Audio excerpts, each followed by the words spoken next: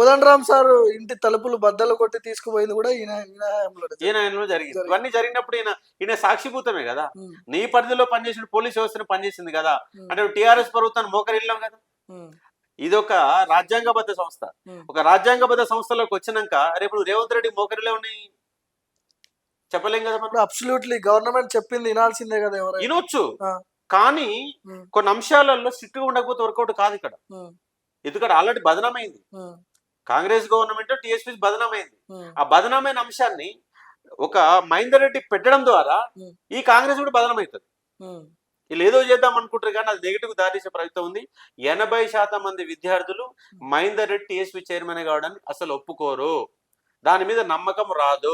ఉమ్, రెండు అంశాలు, ఒకటి టీఆర్ఎస్ గవర్నమెంట్ లో పనిచేయడం, ఉమ్. రెండు క్యాస్ట్ ఈక్వేషన్ కూడా ఇక్కడ పరిగణలు తీసుకోవాలి. ఒకటి రెడ్డి ఈక్వేషన్ అనేది ఒకటి, సరే రెండోది మన ఉద్యోగం చేయడానికి క్యాస్ట్ అనేది ఇంపార్టెంట్ ఏం కాదు, ఉమ్, కానీ ఇక్కడ ఉన్నటువంటి ప్రస్తుత సిచ్యువేషన్లలో ఉమ్, ఒక రెడ్డి సామాజిక వర్గానికి ఇవ్వడాన్ని మిగతా విద్యార్థులు, ఎందుకంటే ఎక్కువ సమాజంలో ఎవరున్నారు, ఉమ్, 90% మంది వేరే వర్గాల వాళ్ళే ఉంటారు కాబట్టి ఇంకెవరు దొరకలేదా మీరు ఈ వ్యవస్థను ఆ విధంగానే మీరు ఇట్లా ముందుకోవాలని ప్రయత్నం చేస్తున్నారా అన్నట్టు అపవాదుని రేవంత్ రెడ్డి మొయ్యాల్సిన పరిస్థితి ఏర్పడుతుంది. ఒక ఛానల్లో కూడా, ప్రముఖ ఛానల్లో ఒక పోల్ పెట్టారు. మహేందర్ రెడ్డి డీజీపీ అవ్వడానికి తెలంగాణ విద్యార్థులు నిరుద్యోగులు మీరు అందరూ హర్షిస్తున్నారా, ఎట్లా ఉంటుంది ఆయన పర్ఫార్మెన్స్, అవును అయితే ఎస్, కాదంటే నో అంటే 70% అవసరం లేదు మహేందర్ రెడ్డి ఈ పదవికి అనర్హుడు, ఆయనకు అవగాహన లేదు, కాదు వద్దు అనే చెప్పే వాళ్ళే ఎక్కువ మంది ఉన్నారు. అదే మరి ఇప్పుడు ఎందుకు ఇంకోటి ఏంటంటే ఇప్పుడు పరిగణించిన అంశం ఏంటంటే 11 ఏళ్ళ టైమే ఉంది. మరి 11 ఏళ్ళ టైం ఉన్నటువంటి వ్యక్తి ఎందుకు మరి ఇప్పుడు దీనికి కావాల్సినటువంటి ఒక మినిమం 6 years ఉంటుంది. ఒక పబ్లిక్ సర్వీస్ కమిషన్ లో పనిచేసే వ్యక్తికి 6 years వరకు టైం ఉంది. 6 years టైం ఉంది. ఈ టైం ఉన్నప్పుడు మరి ఇంకా ఎక్కువ సర్వీస్ తీసుకొస్తే అయిపోతుంది కదా. ఇప్పుడు అవగాహన పెంచుకోవాలి. నువ్వు డీజీపీ మహేందర్ రెడ్డిగా పోలీస్ డిపార్ట్మెంట్ లో నువ్వు సక్సెస్ కావచ్చు. ఇంత జనార్దన్ రెడ్డి అదే కదా, అంటే సక్సెస్ఫుల్ ఐఏఎస్ ఆఫీసర్ గా పేరు తెచ్చుకున్నాడు. కానీ టీఎస్పీఎస్ ఏమైంది, 100% విఫలం అయ్యిండు.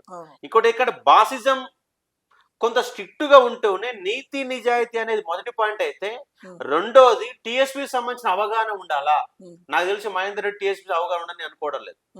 దీన్ని అధ్యయనం చేయడానికి ఎక్కువ టైం పడుతుంది. సో పోలీస్ డిపార్ట్మెంట్ లో అంటే అది వేరే అవగాహన, దానికి సంబంధించిన ఆయనకు ఉన్నాయి. అవును, సక్సెస్ఫుల్ ఆఫీసర్ పోలీస్ డిపార్ట్మెంట్ కి వచ్చేసి విద్యార్థులు నిరుద్యోగులు ఇవన్నీ తెలియదు అంటారు. టీఎస్పీఎస్ తెలియదు కదా.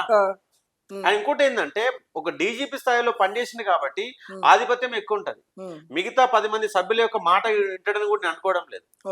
ఎందుకంటే ఒక ఆధిపత్య ధోరణి ఏంటంటే ఆటోమేటిక్ గా ఒక బాసిజం లో పనిచేసిన వ్యక్తి అంటే బాసిజం వస్తుంది. కానీ అట్లా కాదు. ఇక్కడ ఒక పేపర్ తయారీలో ఉదాహరణకు పీఈటీ ఎగ్జామ్ జరగబోతుంది. ఆ పీఈటీ సంబంధించిన వ్యక్తులను తీసుకొని దీని క్వాలిఫికేషన్లు ఏముండాలా, సిలబస్ ఏముండాలా అని మాట్లాడి ఒప్పుకు ఉండాలి. ఒక లెక్చరర్ ఉద్యోగం జరిగినప్పుడు యూనివర్సిటీ ప్రొఫెసర్ పిలిపించుకొని ఈ పేపర్ ఎవరికి ఇస్తే బాగుంటది, ఎందుకంటే ఇక్కడ క్వశ్చన్స్ టీఎస్పీ సభ్యులు తయారు చేయడు, చైర్మన్ తయారు చేయడు. కానీ ఆ క్వశ్చన్లు తయారు చేసే బాధ్యత అప్పగించడంలో మీకు తెలివి వస్తుంది. కరెక్ట్ పర్సన్ కనుక మీరు క్వశ్చన్ పేపర్లు అప్పగించకపోతే గ్రూప్ 4th స్టాండర్డ్ లో ఉండాల్సిన క్వశ్చన్లు గ్రూప్ 1 లో ఉంటాయి, గ్రూప్ 1 లో ఉండాల్సిన క్వశ్చన్లు గ్రూప్ 4th లో ఉంటాయి.